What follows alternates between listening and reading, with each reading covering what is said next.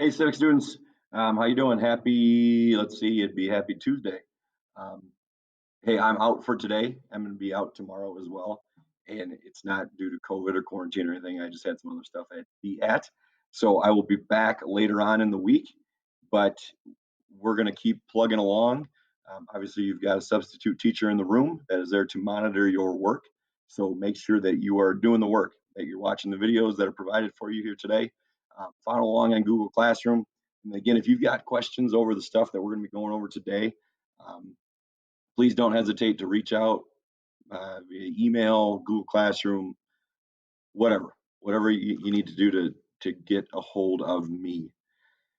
So today, as you can see on the stream, we're going to start out by, hopefully you're watching this video, you got your earphones in so you're not distracting anybody around you. Then after we watch a couple clips here, we are going to then work on a PowerPoint with some notes that I'll walk you through. And I think it's important that you just don't do that on your own, because I'm going to be talking about a few things through that PowerPoint that you wouldn't pick up on if you just went through and did the notes. The notes, as I'll explain a little bit, aren't an assignment that's going to be due. Those are just for your own good, just in case we were to have maybe some sort of assessment on, let's see, so for you first hour students, I'm going to see you again on Wednesday, but actually I'm not going to be there. You'll have a sub in the room, but again, you're going to have to hop on Google Classroom and watch the video that I've got made for you for that day. And for you fifth hour students that are watching this, you guys are going to then see me on first thing Friday morning, and we'll have maybe some sort of assessment that if you have notes taken care of and have been doing a good job with your homework, that assessment should be a breeze for you. So that's kind of going in the future and what we're looking at. You're also going to have an assignment that you're going to have some time, I think, to work on today in class that goes over some of the judicial branch stuff. So without further ado, let's get into a few video clips that I want you guys to watch with me. And they're not long. They start to talk about the judicial branch, but that's that third branch of government that we have yet to discuss. We spent a couple days on the legislative branch. We spent a little bit less time with the executive branch. Unfortunately, we've only got like a day here, one day, maybe a day and a half, to talk about the judicial branch, our third branch of government, which is kind of the branch that's kind of forgotten about. People don't know much about it. The everyday average American citizen probably can't even name one Supreme Court justice. And that's okay if you can't, because you're then kind of with the rest of the United States. But you got to realize that the judicial branch is pretty much just as powerful as the other two branches of government. And so we want to do it. It's diligence. We want to discuss it here for a day, take it seriously, so that we know about what's going on in terms of our federal court system. We'll talk a little about the court system today as well. Okay. But the first thing we're going to do here is watch a couple short clips on the judicial branch. So focus in. If you need to turn the volume up, I'm going to turn it up way up high on my computer so that you guys can hear it and adjust your volume accordingly.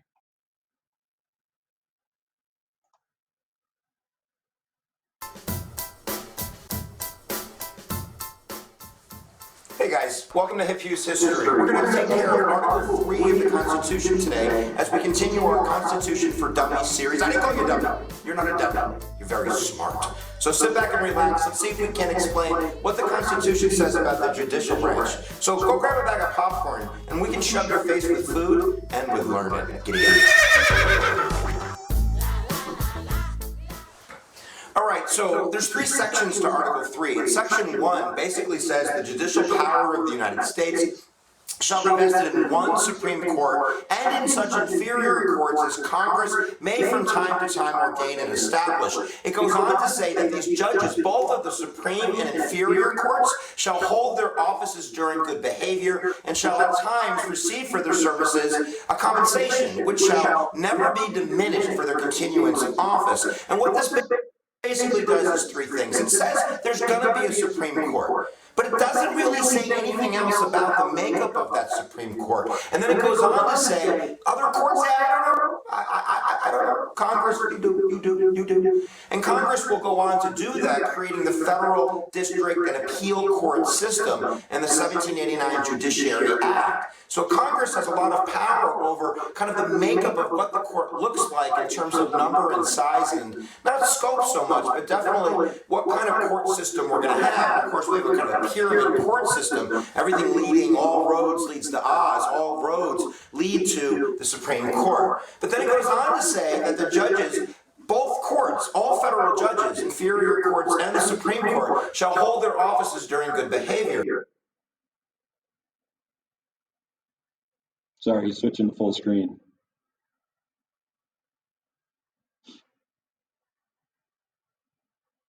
Come on, Hip.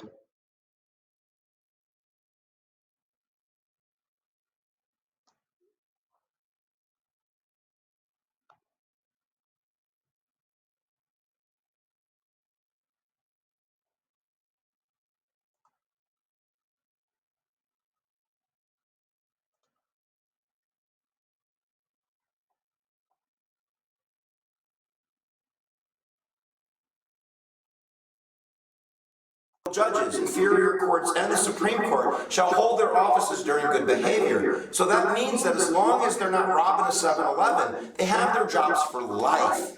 For life. Why would they give them jobs for life? They give them jobs for life so they can protect them from the masses. If you look at some of the quotes from the Federalist Papers, I really love the idea of elite theory. All communities divide themselves into the few and the many. The first are well-enriched poor, the second are turbulent and changing. Therefore, give power to the first so they may check the unsteadiness of the other. So if you have this court system where people are being appointed for life, that they really don't have to kind of respond to the whims of the majority, of the factions, of maybe the larger group of people that want to, I don't know, steal property from rich people and redistribute it. The other side of that coin, of course, is that it also protects equity. It protects the idea that if I want to rule for something that I believe is justice-oriented, like let's say gay marriage, and I'm from Alabama in a federal district court, I don't want to have to run for re-election there. Nothing against the good folks of Alabama, but gay marriage not so popular. So when it comes down to what's popular and what the Constitution says according to the conscience of that judge, they don't have to flip a coin. They can do what they want because they have jobs for life. And then it goes on to say that they gonna get paid. They gonna get paid. You can't diminish their salary. And then we go to Section 2. Batter up. Kind of a side note, but according to Section 1, if you think about it, that the courts are created, inferior courts are created by Congress, this means that FDR's court packing plan, 1937, the reorganization plan that he brought to Congress to add justices to the Supreme Court, is technically constitutional. Congress has that ability, and if they wanted to, they could have increased the size of the Supreme Court. Of course, they set the number at 9 a long time ago, but they could reorganize that number and set it higher. Of course, that would give the president probably too much power.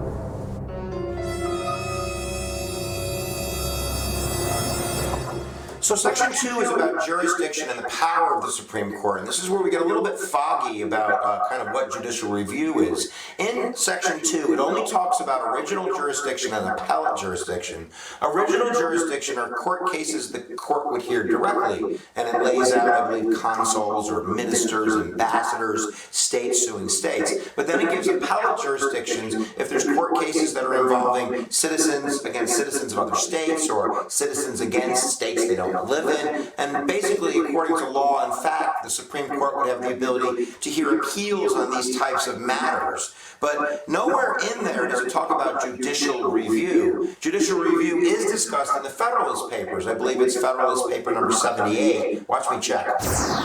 I'm right, it's 78. Hamilton makes the argument that the Supreme Court or the federal court should have some type of oversight over legislation, but that's nowhere in Section 2. All it talks is about is kind of very broad idea of original jurisdiction and appellate jurisdiction. However, we know from studying history that the court gives themselves this power when it hears the court case in 1803, correct me if I'm wrong, Marbury versus Madison. And we're not going to get into the depths of this case. It's called the Midnight Judge case. case, but basically the court for the first time is hearing a matter of policy, a law that was passed, a congressional action, some type of occurrence, and they make a ruling, and then they decide that that action, that law, is unconstitutional, and everybody kind of accepts the findings, and this becomes the power of judicial review, that we're going to allow the Supreme Court to hear these types of matters when we have laws that are up in the air, when one side claims foul and says that this law or this presidential action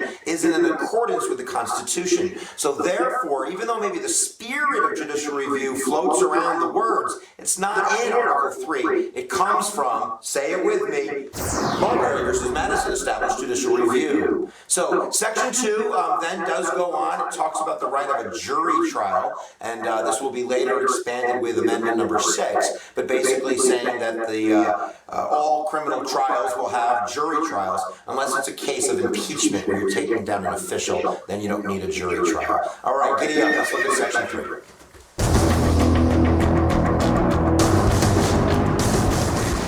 All right, let's look at Section 3, the last section of Article 3, which is very clear in how it defines treason. It says that treason can only be defined as waging war against the United States or giving aid and comfort to the enemy. It then goes on to say that in order to be convicted for treason, you have to have 2 witnesses to the same overt act of treason, or have the person being charged give open testimony in open court. So it's very specific that if you're going to be charged with treason, you're going to have 2 witnesses against you, or you're going to confess.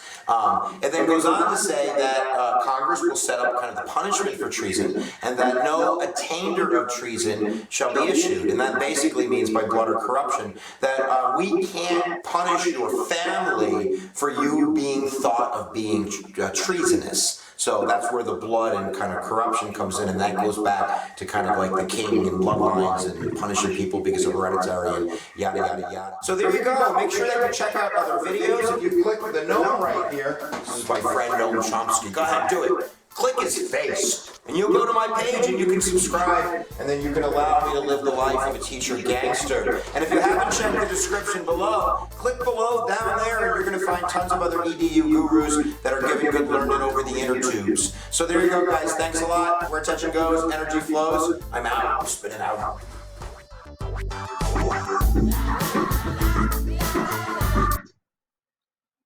Okay, so there's our main man hip. Talking about Article 3 of the Constitution, which sets up our judicial branch. As we get into it a little bit more later in the hour, we'll talk more specifically about some of the things that he talked about. But as we've talked about the other 2 branches of government, one of the big things that we've talked about, or one of the 2 big things we've talked about, is one, like, what are their checks and balances on the other branches?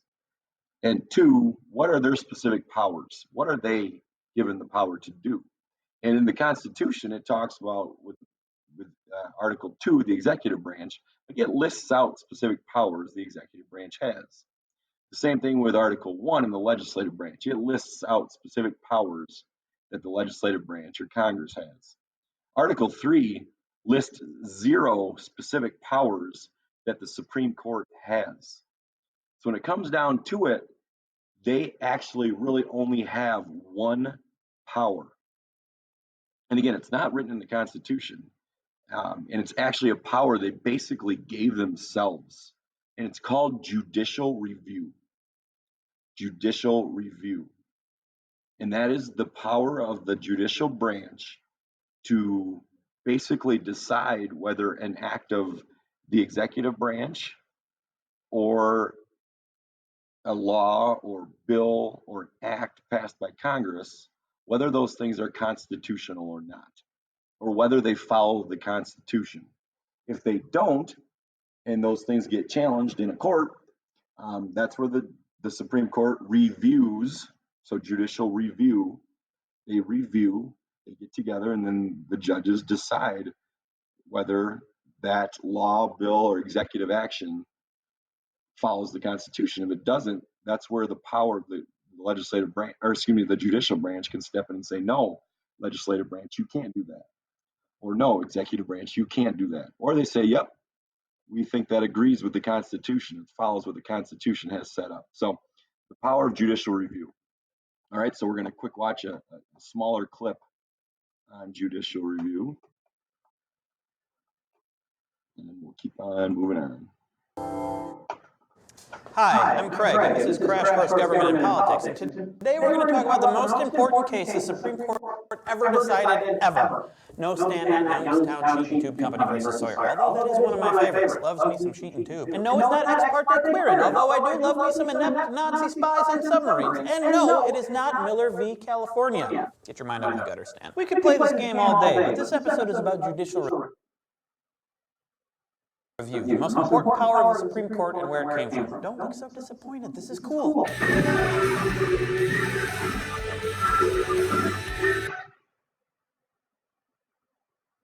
Man, YouTube.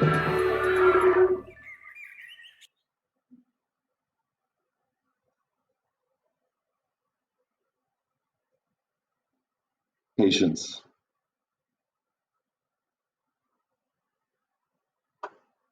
Oh boy.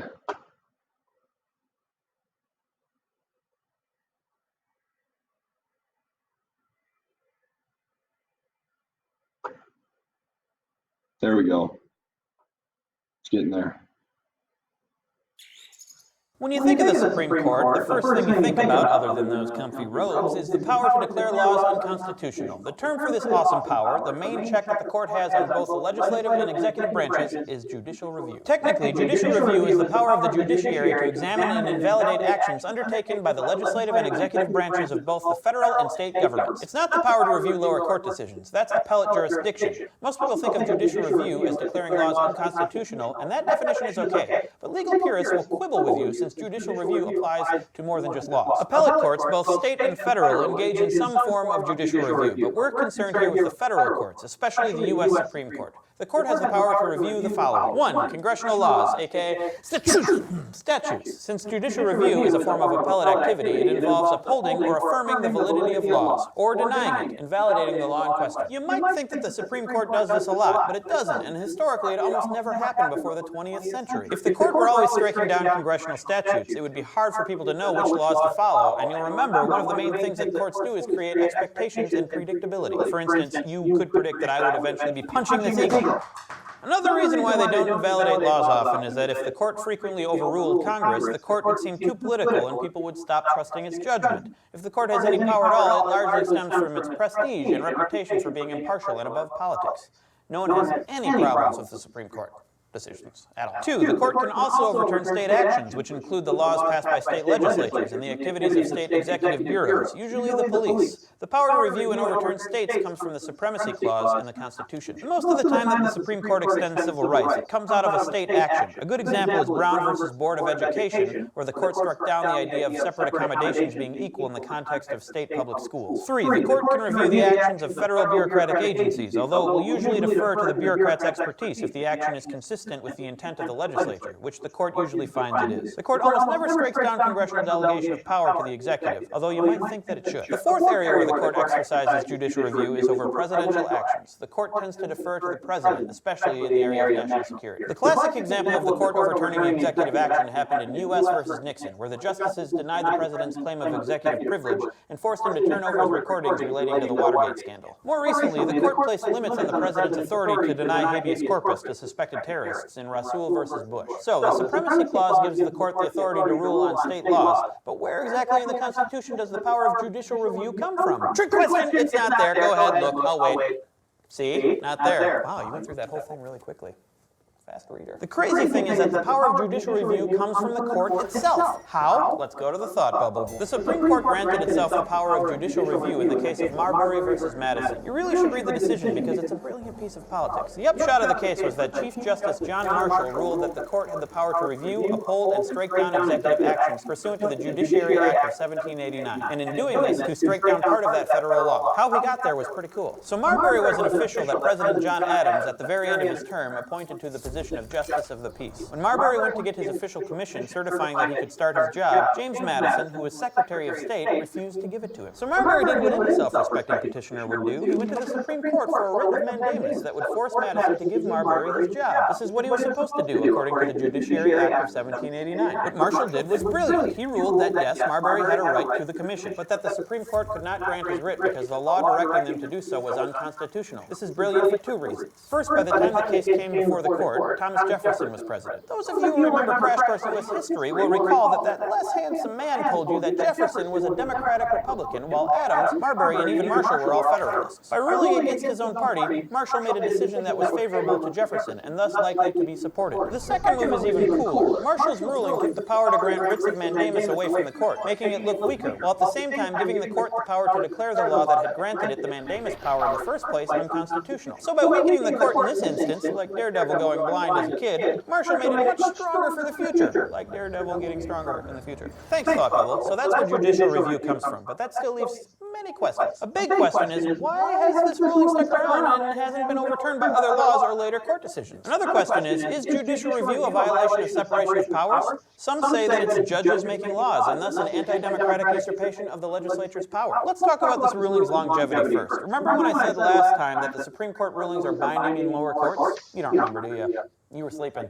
Wake up! Well, in general, Supreme Court precedents are binding on future Supreme Courts, too, because of the principle of stare decisis, which is Latin for let the decision stand. This doesn't mean that future Supreme Courts can never overturn the decisions of prior courts. It's just that they try very hard to not do it. This idea of precedent is one way that judges can be said to make laws. Appellate decisions are like common law in that they're binding on future courts and constrain their decisions, and because they don't have to be grounded in a specific statute. Other courts have to follow the higher court's interpretation of the law, and this interpretation has the effect of redefining the law without actually rewriting the statute. On the other hand, appellate decisions are technically not common law in that they are only binding on courts, not executive agencies or legislatures. They are, however, signals to courts and legislatures about how courts will rule in the future. Maybe an example will help. If you watch cop shows or you get arrested a lot, you probably know something about Miranda versus Arizona, which gave us the Miranda warning. You have the right to remain silent and all that stuff. Hopefully you've never heard that in person, though. But hey, we're not here to judge. That's what the courts are for. Okay. In that case, the Supreme Court threw out Miranda's conviction because he hadn't been told that he had the right to remain silent. Without knowing that he didn't have to talk, he made a confession that got him convicted. The court didn't rewrite Arizona's law, but it sent a signal to Arizona's law enforcement agencies and those in all the other states that in the future, courts would throw out the convictions of defendants who hadn't been informed of their rights. As a result, police procedures changed in every state, and now the police are supposed to read the Miranda rights to anyone they arrest. So those are the very basics of judicial review. We've probably raised as many questions as we've answered, but that's why we're making a bunch of these videos, so we can teach it all. All of it. Anyway, the big concern for many is that cases like Marbury versus Madison, which give courts the power to strike down pieces of legislation, overturn the judgment of the elected representatives that made the laws and violate the idea of separation of powers. Well, that is a thorny issue, but it's one we don't have time to de-thorn today. For now, understand that judicial review is how the courts work in practice, and not necessarily a defined power granted by the Constitution. Just remember, the executive and legislative branches also operate with a lot of implied powers that aren't explicitly granted to them in the Constitution. That's because the governance of the United States has evolved and changed over time to hopefully suit the needs of the country as they change over time. Thanks for watching. Crash Course Government and Politics is produced in association with PBS Digital Studios. Support for Crash Course U.S. Government comes from Vocal. Vocal supports nonprofits that use technology and media to advance social equity. Learn more about their mission and initiatives at vocal.org. Crash Course is made with the help of these nice people who have the right to remain silent. Thanks for watching. You have the right to stop if you want. Thank you, Craig. Okay, so that went kind of fast with judicial review. It's a whole thing that happens back in 1803 in that Marbury versus Madison court case that is a little confusing, but basically they make a ruling that they stop the presidency from doing something, the Supreme Court does, which then basically grants them power to stop the executive branch in that instance, and it also dealt with the legislative branch from doing certain things. So it gave them what we call judicial review. And again, basically overall, that means that judicially, our judges in the judicial branch have the ability to review, judicial review, laws or regulations or bills or acts that Congress passes, or they can rule that things the executive branch does are unconstitutional, meaning they don't follow the Constitution, so they're not legal in that sense. So that is the judicial review. So we're going to be moving on here. That's enough for this video clip. Once you get this thing done and watched, then you can head over to check out our coursework, or coursework. and watch the video there, take some notes, and then move on for the rest of the hour. Thanks for paying attention.